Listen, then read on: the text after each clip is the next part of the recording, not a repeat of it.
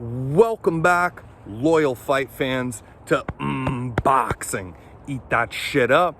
I am your humble host, Tummy Tom O'Neill, the human body snatcher, and I am back at it. God damn it, I missed that intro. Didn't get to do it this last time, but well worth it because we were on an excellent podcast, an MMA podcast called End New MMA Show. Like, and new champion of the world, and new MMA show. Go check them out, especially if you're an MMA fan. That's the podcast I'm going to recommend that you guys check out. Those guys know what they're talking about. It was fun to be on their show. I was very grateful and honored for them to have me on and to talk about boxing. And speaking of boxing, boxing is alive, probably more than it's ever been before. We are coming to you live from the beautiful woods in Oregon. No, I am not in somebody's backyard. I am actually on one of Oregon's many beautiful trails. And yeah, in some fantastic woods. We're going to try to not get rained on here on boxing as we talk about boxing at its best.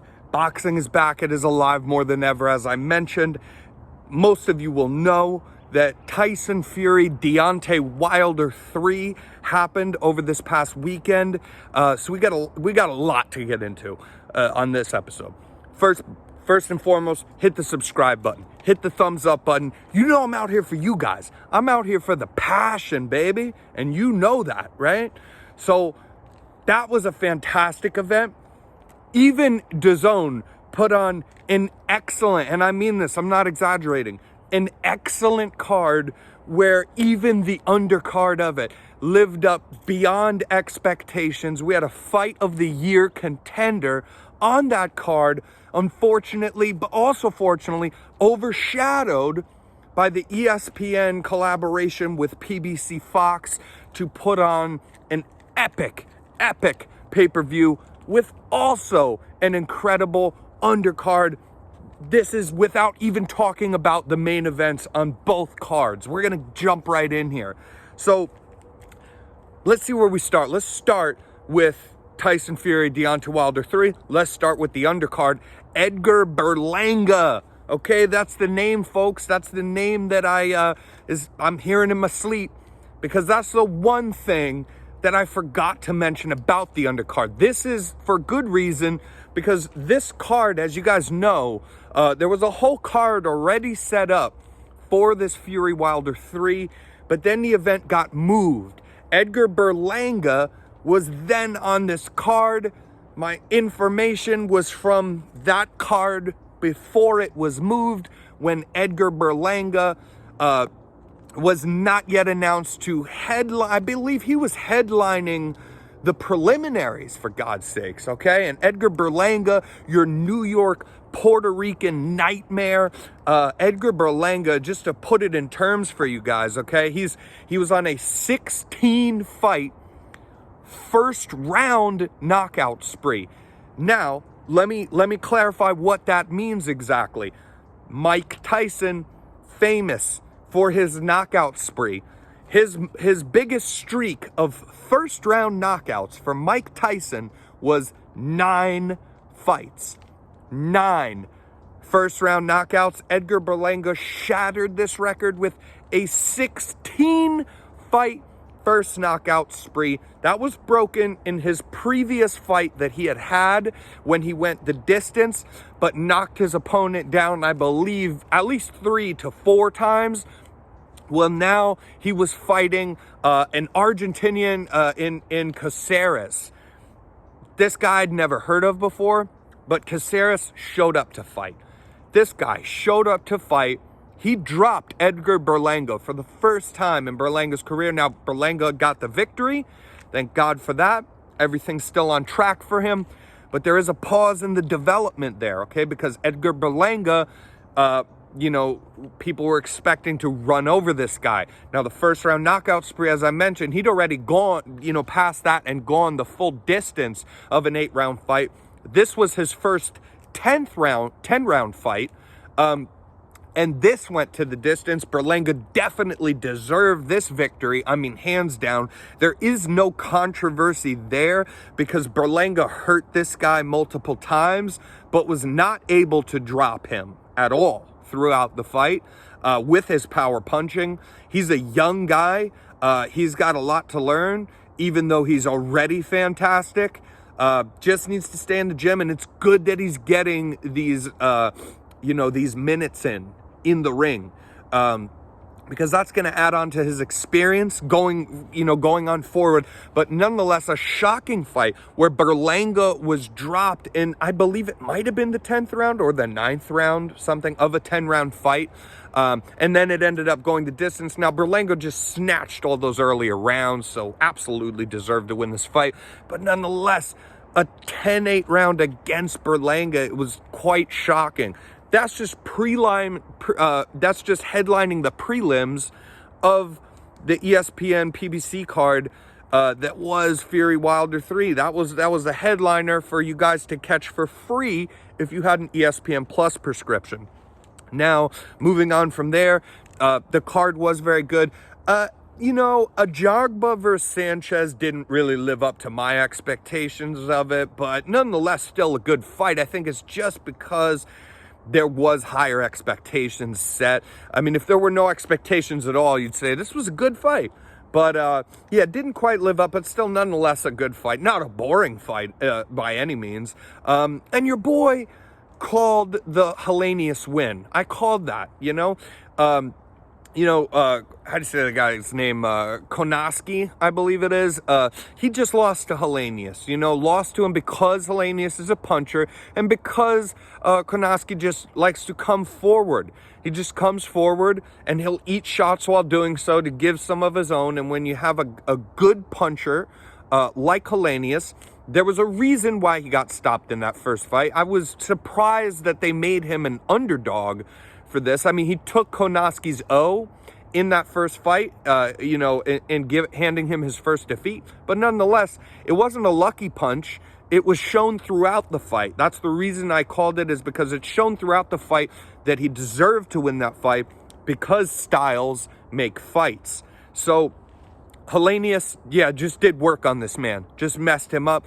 It was a great fight, but a strange fight towards the end as they stop it like a DQ because Konaski, in clearly being defeated in this fight, was almost trying to give to dish out low blow after low blow to Hellenius.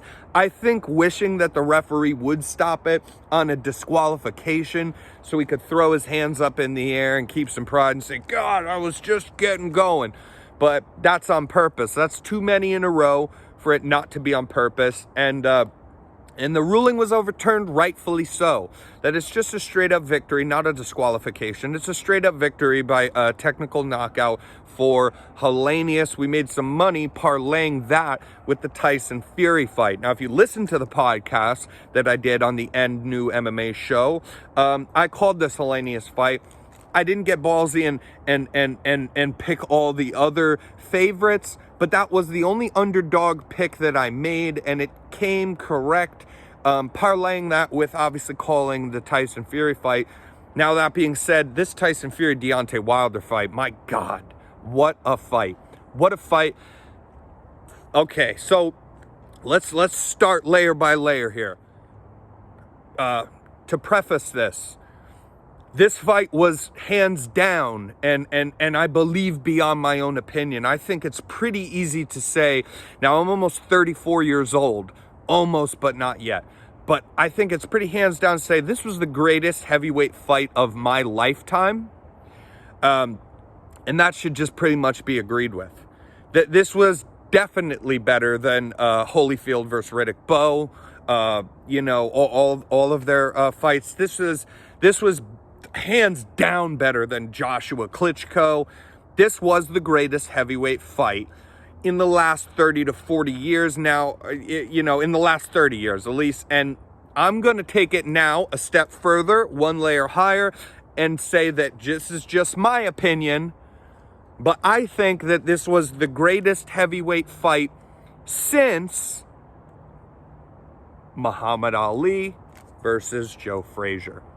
I think this was the greatest fight since that fight. No, I don't think it's better than that fight, but I think it's the greatest. I think it's close, and I think it's the greatest fight that has happened since that fight. I was right in picking Tyson Fury, but you know me, I'm a humble host, am I not? I'm your humble host, Tummy Tom. So I'm not going to take all the credit here because I thought the fight would not be that competitive for all its hype because the other two fights were great, but that second one was not competitive. And only great because it was shockingly not competitive since the first fight at least was. I thought we're going to get more of the same. That is not the case. I was wrong in thinking that. I picked the right winner, but I was wrong about how the fight played out. I will take a little bit of credit in saying that some of the things that Deontay Wilder was doing, especially in that first round, right away, kind of what I was talking about, go to the body on him, not just go to the body, but use that to back him up. Because Tyson Fury's feints, his head slips, you can't headhunt him and back him up. He'll just slip your shots and counter you instead of constantly blocking and moving his feet back. But if you go to the body on him, you know, you'll at the very least have a path to start to try to form a game plan of success against him, because it will keep his feet moving backwards. He's not a belly dancer. He can't move his body around to roll with the shots like an Alexander Usyk would. So that worked. That first round, then boom, give that first round to Wilder. Second round was close. I give that to Wilder as well, although it was close, not at all mad if you give it to Fury.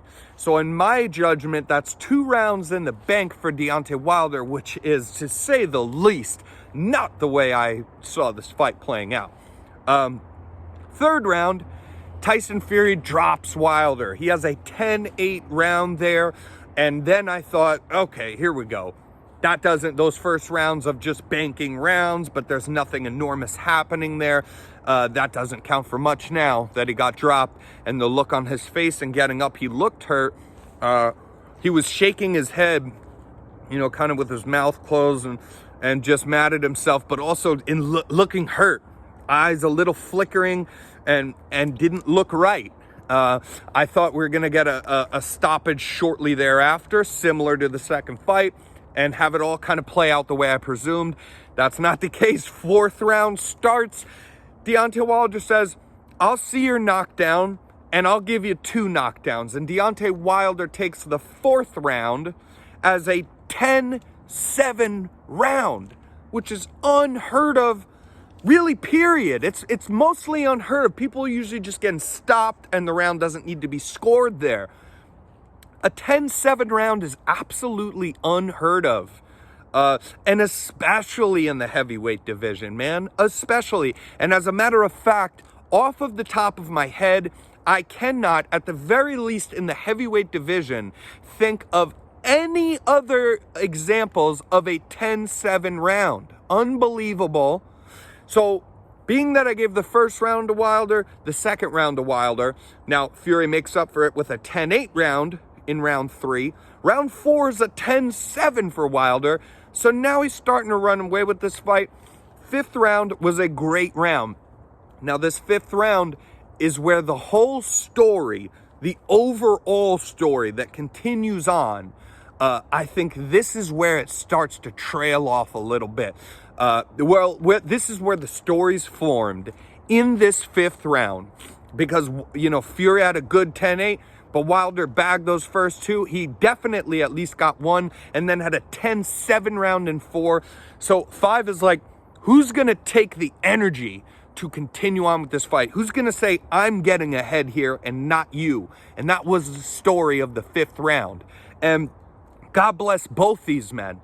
They went at it. This was a close round. I do give this to Wilder. I gave that 5th round to Wilder. And at this point, I thought, I'm getting worried, you know? I'm getting worried. That 10-7 round's enormous. Definitely he has the first. He might have the second, and now he might have the 5th. This is getting worrisome. And we're at the halfway point of the fight, starting this 6th round. But to the credit of Tyson Fury, he says, no, man, no. And even if you gave Fury that 5th round, I don't have a problem with that, but I will have a problem with you ever just arguing it outright. I know what a close round is. I do know how to score, and in knowing how to score in boxing, you're not gonna always agree because you can have a close round. But I know when I see a close round. So you're not gonna tell me that hands down Tyson Fury got that 5th round. It was a very close round. Fury knew that. So he knew, I have to do more. Even if they gave me that, I can't rely on that. And from the 6th round on, it's the Tyson Fury show. It's the Tyson Fury show, backing up Deontay Wilder. The overall, just putting his weight on him. The funny thing about Deontay Wilder is that although he's such a power puncher, in the history of boxing, the whole history of this long lasting sport, every power puncher, they like to fight on the inside. You can't bully them. You have to outbox them, right? You brawl a boxer, right? But you box a brawler. That's always been the rule. But Wilder's a bit of a unicorn here. He might have the most powerful right hand in all of the history of boxing.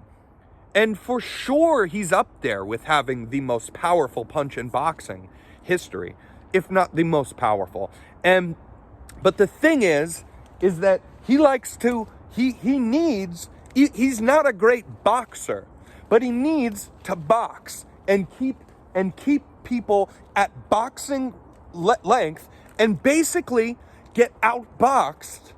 But he likes that because he's usually okay with losing rounds, but from this distance, he can throw that right hand. He can throw that right hand far, right? And get leverage on it and throw his body into it. But he does, for having all this power, he doesn't throw uppercuts when you're clinching him. He doesn't throw uppercuts. He doesn't do little short check hooks. He doesn't do that stuff, which is just, he's a unicorn. You shouldn't have to, you shouldn't have to try to land your punch, right, from like only from boxing distance when you're not a good boxer, though, technical boxer. But that's what he has. So Tyson Fury just leans on him. He just gets him inside the clinch. He leans on him and puts all that weight on him. Tyson Fury looks like, God, how awesome is that guy? How awesome is Tyson Fury? He looks like he's, your next door neighbor that's like a drunk or something. He looks like me when I'm letting myself go a bit here. He's just got a little belly on him. He's got a little love handles out his side. His body doesn't look good, dude. He's not, okay? He's not the world's best looking man. And he's fighting a guy that looks like an action figure, and he just has his number. And I think that what's so historic about not just this fight, but this trilogy of fights between these two men is that there's a lot of trash talk, but there's not a lot personal said. Tyson Fury knows how to trash talk, but he's never saying anything about Deontay Wilder's family.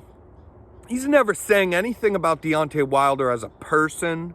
He's never taken it to that next step. And Deontay Wilder doesn't either, for the most part, And so that's normal stuff. There wasn't this it's a rivalry because of only the fights and the competitiveness.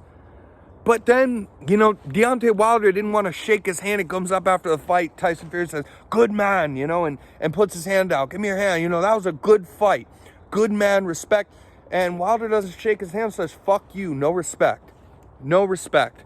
And, I don't like that, but I also don't care that much. You don't need to tell their fighters, he can do what he wants.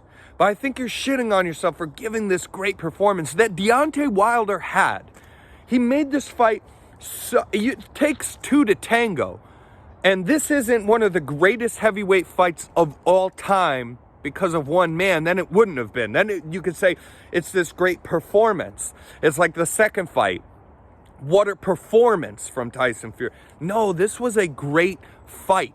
And that takes two people. But you're kind of shitting on yourself when you don't shake hands and you say, fuck you, no respect. And then you put out statements that just double down on losing again.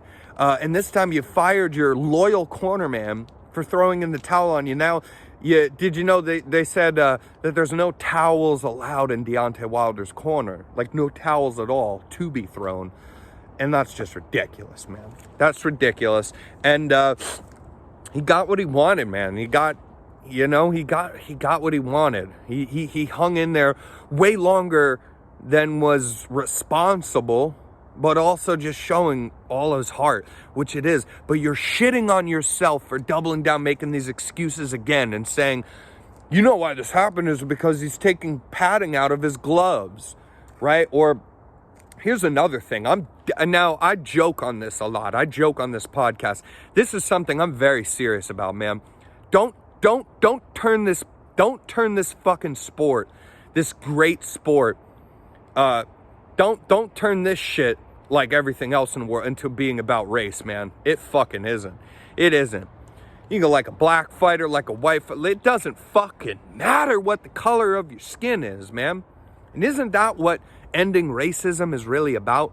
That literally there isn't one race better than, or it isn't about if you're this race, you should stick with this, because it's solemnly agreed you can't have a white guy being a racist. But you know, when these black athletes make these kind of things, make it about a race, or oh, you don't like me just because, not even the type, but to the country. He's talking to the country.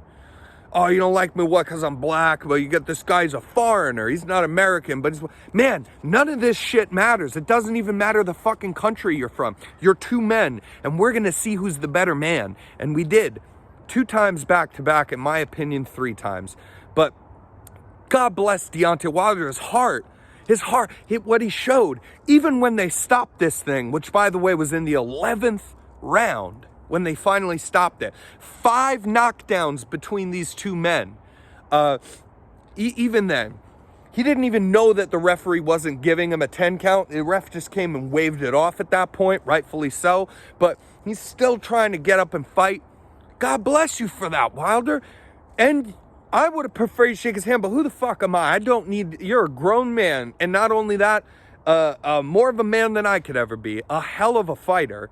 You know, even if you can't box good, you're a dangerous human being. Who the fuck am I to tell you what to do? So I don't care if you shake his hand or not, but definitely don't say he's taking the padding out of his gloves. After you just said he'd taken the padding. Before it wasn't even taking the padding, it was something in it. There was an egg weight in his gloves. It was my fucking uniform. My cornerman poisoned me. Now you're taking now there's not an egg weight in the gloves, but you're taking padding out. So come on, man. You're shitting on your own performance. You're turning people that want to love you against you. I mean, you don't got to please nobody either, but then don't fucking complain. Don't fucking complain that nobody fucking, is giving me the fandom that I deserve and being one of the great heavyweight American fighters. You're shitting all over yourself acting this way. But to get back to the fight, the heart he showed in there, he walked out there less of a human being. And Tyson Fury won the fight, but I believe he's walking out of that ring less of a human being. The less of themselves are there now than was there before they walked into that ring. And that is just, for our entertainment. God, what a sport, dude. This shit ain't basketball. That's for sure. This shit ain't basketball. What a fucking sport. These people live literally giving of their flesh, of their bones, of their brain. And little bits are taken every time they step into that fucking ring. And they do that for our entertainment. What an epic fight. Respect to both men.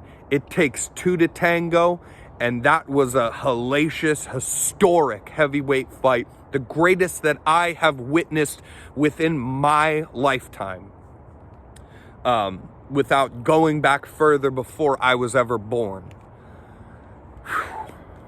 And there's that. And you know what? I think a lot of this stuff and resentment from Wilder, I ramble, but what I was touching on there with that they never really took it too personally to each other, I think the reason he's so mad is because I've never seen anything like this. Because there wasn't fuck you because you don't talk about my family or don't talk, this wasn't that. This was different. None of that stuff happened ever. So this was literally about that you're taking away what Deontay Wilder's identity is. A savage, a warrior. He's still a savage, a warrior. I give him all the respect, but he was undefeated and he couldn't accept a loss. He should have lost the first fight, but those hellacious knockdowns and the fact that Fury was trying to slip his punches and just outbox him, outpoint him to win on a scorecard, I'm not super mad at the draw. I don't agree with it, but I'm not super mad because it is what it is. Now, that second performance, showed us who a better man was, but Wilder couldn't accept that.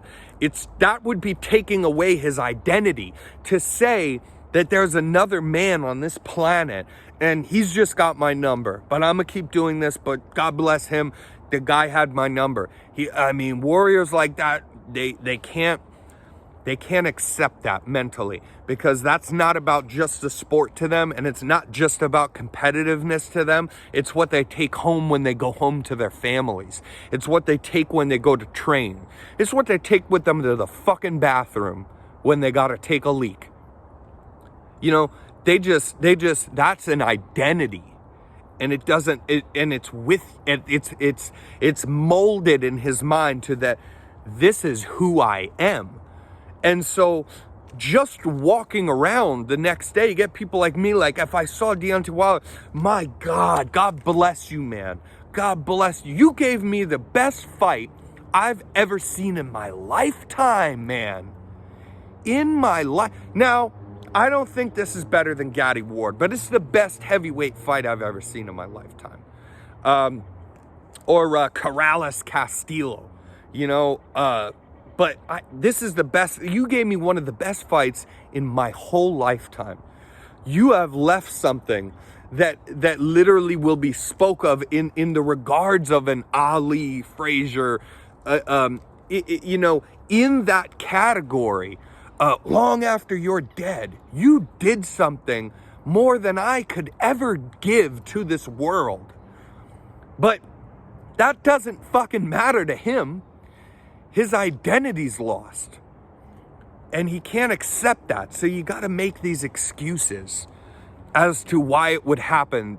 And it can't be, and they have to be like a cheating excuse or something. You have to rearrange that in your mind to live with yourself. That's what I saw there.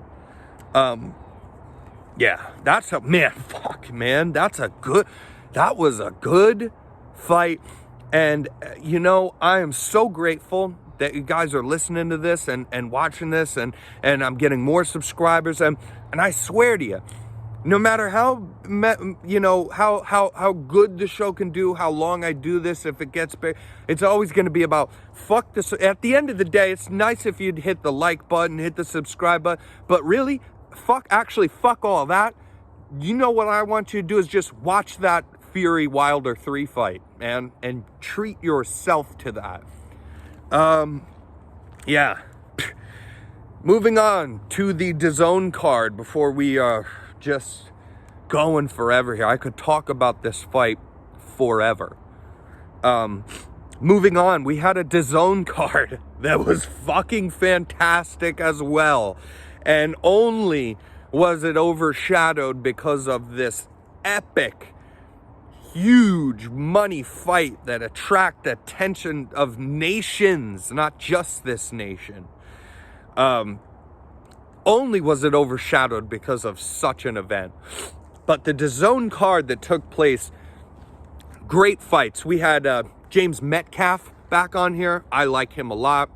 He came off of a loss to Ted Cheeseman in his last fight, where I really went for him. It was a close pick'em fight, but he was even a slight favorite against Cheeseman. Lost that, but he always comes out. He's got his heart on his sleeve, and he swings his mitts, and that's what he does. And he's not the best boxer, but he's a hell of an entertaining fighter. So's Ted Cheeseman, but he took another loss here, but either way, he's a warrior, man. Now, he can take losses and just keep coming back. He's kind of a good old boy in that regard. Yeah, fun to see Metcalf back. Then you had a Fight of the Year contender with his previous opponent, Ted the Big Cheeseman, taking on Troy, was it Troy Williams? Yeah, Troy Williamson. Troy the Trojan Williamson, I believe it was. Who was an underdog for this fight and pulled out the victory, but not before losing many rounds himself and getting hurt multiple times himself. Cheeseman's so fun to watch. For me personally, I love when you slip shots and can counter. You're not just walking down, you're not just a power punch. I love boxing, so I love, when I'm seeing them making people miss. Ted Cheeseman's got that in spades. His head movement's a bit off the charts, which is just unbelievable. He counters very well off of that head movement. But he's almost hurting himself because he's such an action-orientated fighter. He likes the head movement. He knows how to box very well. He doesn't know how to take his foot off the gas ever, though. He can't have a round, even when his corner is telling him, just make him miss. He's getting a bit tired here. Bag a little. Even if you lose the round, make him miss a lot. Don't get caught. Just make him miss. Make him gas himself out more. He can't do it. It's not part of his identity. His identity is foot on the gas all times, regardless of what I'm going to be a yes man for my corner, and I'm going to go back out there and I know what I'm doing, put my fucking foot back on that gas. And, it hurt him at the end of the day. He got taken out. What round was that? This was an epic fight. Yeah, he got taken out in the 10th round. 10th round, left hook from Williamson, sits him down, and it's when Cheeseman's against the ropes, when he's against the ropes, he was dipping, moving his head, but what he does is he doesn't have his hands up here. He has his hands kind of down here near his chin, and he's dipping like this, and so he's getting caught in the head. And then what happens is he gets a little combination that catches him to where the hand just lowers a little bit, and then he's jawed. Left hook, puts him down. Very exciting fight. Fight of the Year contender. I don't think it's the Fight of the Year, but it's absolutely a top 10 Fight of the Year. And that was just overshadowed by Wilder Fury 3 just taking over the world, man. And then we had Anthony Fowler versus Liam Smith, another really great fight. Another thing is I like these British titles. I like them. They have like their Ring magazine looking one that's littler and skinnier, and that's how the belts used to look back in the 30s, 40s. I love those little belts, dude. But yeah, Fowler versus Liam Smith. Liam Smith, guy that just got absolutely destroyed by Canelo. Then his brother Callum Smith fought Canelo, got absolutely destroyed. But Liam Smith getting back to winning ways in this fight, where I thought he lost the first 4 rounds until he finally, he was getting caught, man. Anthony Fowler came out hot-headed, hot-handed, and was catching Anthony Smith. That's my fucking MMA. Get that out of my fucking brain. Catching Liam Smith. Yeah, and I think he lost those first 4 rounds. Though they were exciting. Liam Smith showing great head movement himself, great boxing IQ. That's what won him this fight. He was content with not letting the rounds go, but he was content with it. I lost a round, that sucks, but I'm sticking to my game plan. Then another round, then another round. And the thing is, when you have such a tight game plan, like, I'm going to let this guy wing his shots. He's a guy that wings shots. He's a guy that puts his foot in the gas. He'll get tired. Everything is looping.